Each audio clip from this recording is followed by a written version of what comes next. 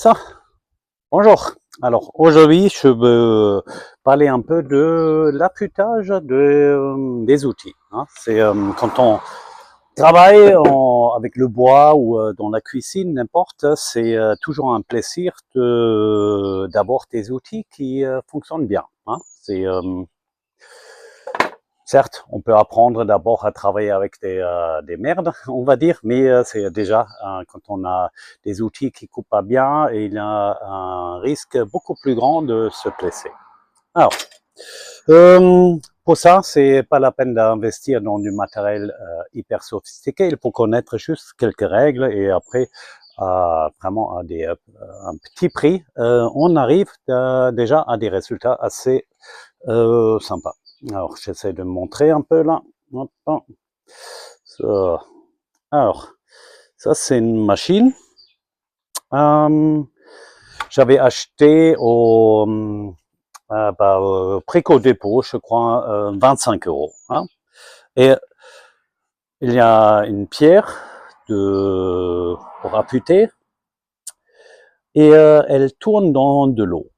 Alors ici, on verse de l'eau et après, hop, ce qui est agréable, elle fait pas beaucoup de bruit. C'est pas une machine de précision, mais tout ce qui est rond, on va dire, on arrive bien à. Hein. Alors maintenant, quand on fait ça, déjà, il faut regarder, est-ce que je vais faire ça dans la matière, ça veut dire dans ce sens-là, ou dans l'autre. Alors, ça, je vais montrer maintenant, c'est quelque chose qu'il ne faut pas faire parce que là, on peut abîmer la partie lame. Ça, il ne faut jamais faire. Pour ça, il faut plutôt faire comme ça, de le côté.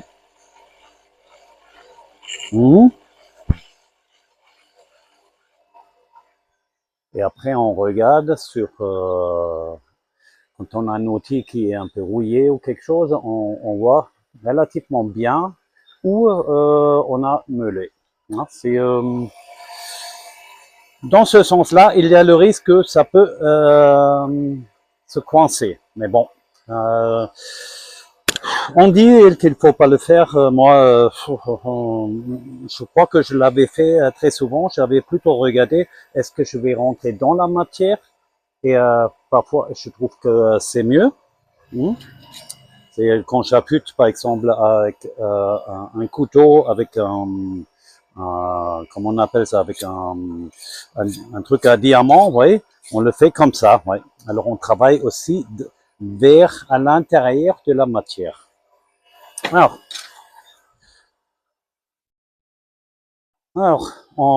ce que je voulais dire là, avec tout ça, je vais éteindre. Parce que, en observant les couteaux, j'ai découvert certaines choses. Et bon, je fais peut-être un après l'autre, parce que je n'ai pas créé un concept, mais je l'ai eu en tête. Et c'est l'ensemble. Ça dépend de... Ah, il y a quelqu'un qui appelle. Ah, je vais rappeler peut-être. Ouais, non. Attends, je fais une pause. Allô? Allô? Ça. Alors. Oui, il y avait un appel important. J'en étais où là? Je parlais des outils. Aujourd'hui, je vais nettoyer, affûter tout ça. J'ai sorti un peu tous les couteaux, des ciseaux à bois, une spatule. J'avais une spatule et ça j'ai déjà fait. Il y avait un morceau qui a été cassé, alors du coup on le lime. Et là maintenant, hop, je l'ai affûté et on peut de nouveau bien travailler. Alors, et c'est un moment que j'aime bien. Alors, l'autre découverte que j'ai fait, c'est au niveau du bon, Ça c'est, elle a trouvé le chambon. Hein. On va montrer un peu de plus proche. Hein. Hey, viens avec. Avec.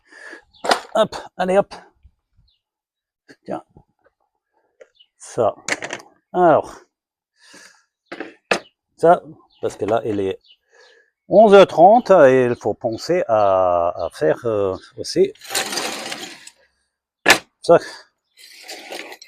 la préparation de l'apéro. Hein. Alors, rien de mieux, un bon jambon. Hein.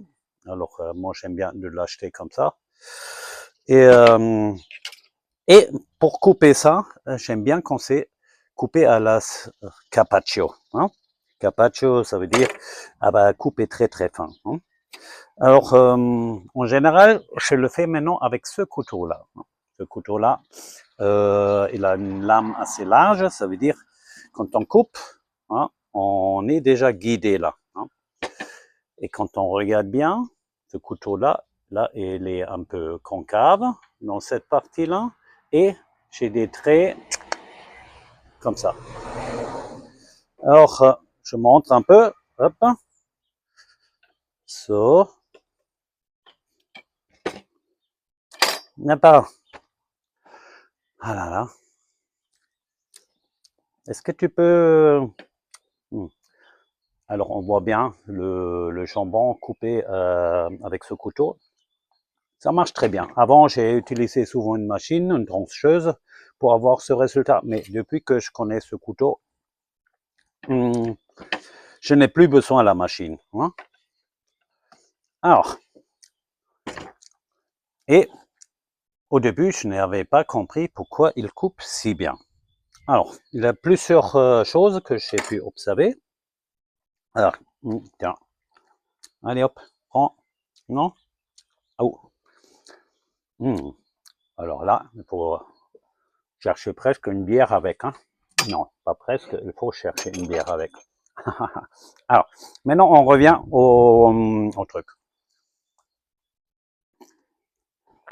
Alors, j'essaye de montrer encore une fois. Ça, on voit les traits là. Et c'est ça qui fait que le couteau, il n'est pas mal poli. Hein. C'est, on pourrait presque se raser. Hein. Quoi, non, presque, c'est... on peut se raser avec, hein, s'il est bien affûté. Alors, et ce couteau-là, j'ai trouvé, il a aussi des trucs, hein, anti-coating, ça s'appelle, hein, non-stick, hein, anti-Haftbeschichtung. Alors, quand on enlève maintenant les rayures, hein, qui sont dans ce sens-là, hein, justement, le couteau, il a plus de frottement contre le jambon. Hein. Alors, il a plus de frottement contre le jambon. Hein. Et ce qui est intéressant, c'est moins de frottement. Hein. C'est comme ça, on peut couper d'une manière, oui, pratiquement sans effort. Hein. Et c'est ça qui est agréable. Hein. On devient presque un drogué des couteaux. Hein. Déjà à la base, j'étais un fan des couteaux. Et là, ouais. Alors, j'ai ressorti un peu des anciens. Hein. Ceux-là, c'est plutôt un assez sympa aussi. Et il y a quelques règles encore auxquelles je veux rappeler. C'est un métal. C'est avant tout, c'est la quantité de carbone qui est dedans qui définit un peu la qualité de l'acier. Hein. Et en fonction de quand on travaille avec une meuleuse ou quelque chose, on peut chauffer le métal d'une manière de trop pour que le couteau perde un peu ses qualités qu'il a eues avant. Hein. On appelle ça en allemand c'est Stahlhärtung. Hein. Alors on le chauffe d'une certaine couleur et après on le met dans un bain à l'eau et avec un peu de l'huile, je crois. Hein. Et comme ça, je voulais pas parler de ça aujourd'hui, c'est un peu plus long, mais il y a certainement plein de vidéos explicatives sur ce thème-là. Alors, est-ce que ma question était, parce que j'avais récupéré une fois un couteau d'un ami qui était un chef cuistot au Hilton, je crois, et il m'a donné l'ancienne pochette avec des anciens couteaux. Et cela, je me dis, tiens, il avait grossièrement, il a pris la meuleuse ou quelque chose, c'est ça que j'ai cru au début. Mais il coupait super bien aussi ce couteau. Alors, c'est uniquement en observant cela, j'ai découvert, bah oui, c'était fait exprès. Alors, on travaille une lame déjà plus ou moins comme elle doit être en état fini. Et après, hop, je vais montrer encore une fois, là. Est-ce qu'on le voit là? Non, pas tellement. Hop. Ouais, si. Alors, je vais montrer parce que je sais pas encore exactement défini l'angle, comment on peut faire, parce que idéalement ça, soit on le fait à la main, ou parce que ici je veux maintenant avoir les lignes comme ça. C'est ça qui guide après aussi, quand on coupe. Alors je vais montrer. C'est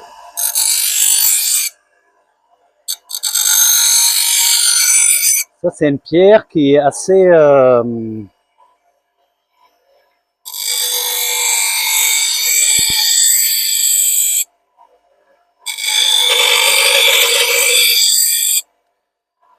alors je le raye exprès maintenant, et quand on voit, ah bah oui, ça ressemble un peu à ça. Et après, par la suite, là. Alors maintenant, on peut le lisser juste la pointe. Voilà.